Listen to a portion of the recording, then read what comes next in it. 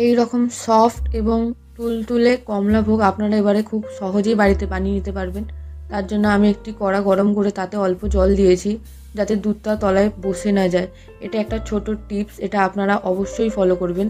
তারপরে এখানে আমি 1 লিটারের মতো দুধ দিয়ে দিয়েছি। এখানে আমি প্যাকেট দুধ ব্যবহার করছি, আপনারা চাইলে পিওর গরুর দুধ কিংবা যে কোনো লিকুইড দুধ ব্যবহার করতে পারেন। তারপর যখন এরকমভাবে ফুটে যাবে তখন এখানে আমি 1 চামচ করে ভিনিগার দেবো। এখানে মিনিমাম আমি 6 থেকে 7 চামচের মতো তো ভিনিগার দিয়েইছি। আপনাদের যতক্ষণ না ভালোভাবে ছানাটা কাটবে ততক্ষণ আপনারা ভালোভাবে ভিনিগার দেবেন এবং এই রকমভাবে স্টার করতে থাকবেন। 1 চামচ করে দেবেন এবং স্টার করবেন যতক্ষণ না পর্যন্ত দুধটা একদম ভালোভাবে কেটে যাচ্ছে। দেখতেই পাচ্ছেন এখানে আমি 2 চামচের করে দিচ্ছি এবং তারপরে ভালোভাবে স্টার করে নিচ্ছি।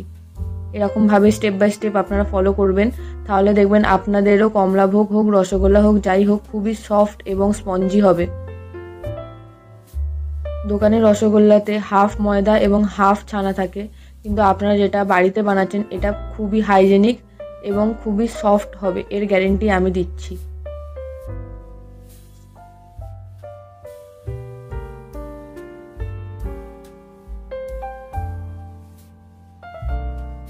আপনারা যখন দেখবেন জলের রঙটা এই রকমের হয়ে এসেছে, তার মানে আপনাদের ছানা কাটানো পুরো কমপ্লিট।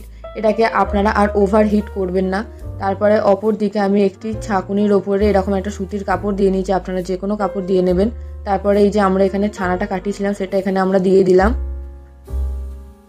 এবং দেওয়ার পরে এখানে আমি জল দিয়ে খুব ভালোভাবে ধুয়ে নিচ্ছি, যাতে ভিনিগারের টেস্ট এবং ভিনিগারের গন্ধ দুটোই খুব ভালোভাবে বেরিয়ে যায়।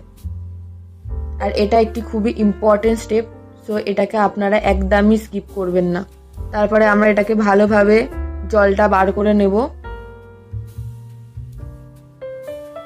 এখানে আপনারা নিশ্চয়ই লক্ষ্য করবেন যে এখানে আমি কিন্তু পুরো একদম শুকনো করিনি ছানাটাকে, আমি 10%-এর মতো ভিজে রেখে দিয়েছি।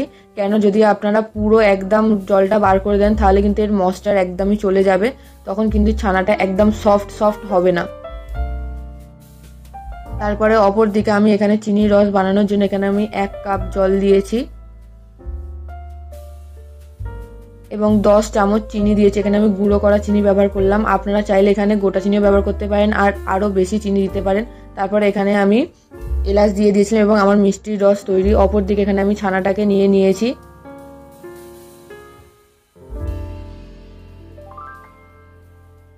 হাতের এই অংশটার সাহায্যে আমরা ছানাটাকে খুব ভালোভাবে মেশাবো। এটা যদি আপনারা কোনো রকমভাবে স্কিপ করেছেন তাহলে কোনো দিনও আপনাদের রসগোল্লা ফুলবে না কিংবা সফট এবং স্পঞ্জি হবে না।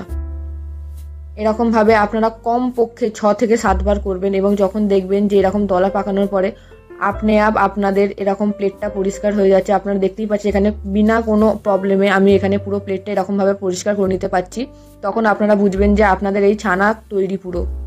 এবং যদি এরকম না হয় তাহলে আপনারা আরও 1 বার থেকে 2 বার ভালোভাবে মিশিয়ে নেবেন। তারপরে এখানে আমি 1 চামচ ময়দা দিয়ে ভালোভাবে মিশিয়ে নিয়েছি। তারপরে এখানে আমি আনারসের ফ্লেভার দিলাম এবং দেওয়ার পরে এখানে আমি ইয়েলো ফুড কালার দিয়েছি এবং তারপরে এখানে আমি অরেঞ্জ ফুড কালার দিয়েছি একদম সঠিক কমলাভোগের রং আসার জন্য। তারপরে এখানে আমি ভালোভাবে ওটাকে মিশিয়ে নিচ্ছি। এখানে আপনারা দেখতেই পাচ্ছেন কত সুন্দর একটা রং এসে গেছে। তারপর এটাকে আমরা হাতের সাহায্যে গোল গোল করে নেবো, আপনারা কোনো চামচের সাহায্য করতে পারেন যাতে সব কটা রসগোল্লার সঠিক মাপ হয়। আমি এখানে আন্দাজেই করে নিয়েছিলাম। এখানে আমার মোটামুটি 10টা রসগোল্লা হয়েছে। তারপরে অপর দিকে আমি কড়া গরম করে তাতে আমি 3 কাপ জল দিয়ে দেবো। এখানে আমি এই ধরনের ননস্টিকের কড়া ব্যবহার করেছি, কারণ 15 থেকে 20 মিনিট আপনাদের এটা ফুটবে, ফুটে ফুটে জলটা এমনিতেই কমে যাবে। তখন আপনারা যদি অন্য ধরনের কোনো কড়া ব্যবহার করেন এরকম চেটানো কড়া ছাড়া, তাহলে আপনাদের রসগোল্লা চ্যাপ্টা হবে। তারপরে এখানে আমি 1 বাটি চিনি দিয়েছি, আপনারা চাইলে আরও চিনি দিতে পারেন, কোনো অসুবিধা নেই। তারপরে যখন এরকমভাবে ফুট ধরবে তখন যে জায়গা থেকে ফুট ধরছে সেইখান থেকে আমরা রসগোল্লাগুলোকে আস্তে আস্তে ছেড়ে দেবো। গ্যাস আপনারা একদম হাই ফ্লেমেতেই রাখবেন। এখানে আমাদের সব কটা রসগোল্লা ছাড়া হয়ে গেছে। তারপরে আমরা এটাকে চাপা দিয়ে নেবো এবং অবশ্যই আপনারা এটাকে চাপা দেওয়া যায় এই রকম কড়াতেই করবেন। তারপরে এখানে আমি ভালো রং আসার জন্য জলেতে একটু ফুড কালার দিয়ে দিয়েছিলাম। আপনারা দেখতেই পাচ্ছেন আমাদের কমলাভোগটা 3 থেকে 4 মিনিটের মধ্যে এতটা পরিমাণে ফুলে গেছে। এখানে যখন আমাদের কমলাভোগ 15 থেকে 20 মিনিট ফুটে যাবে, তারপরে আগে থেকে যে মিষ্টির রস তৈরি করেছিলাম তাতে আমরা দিয়ে নিলেই আমাদের কমলাভোগ রেডি। Thanks for watching.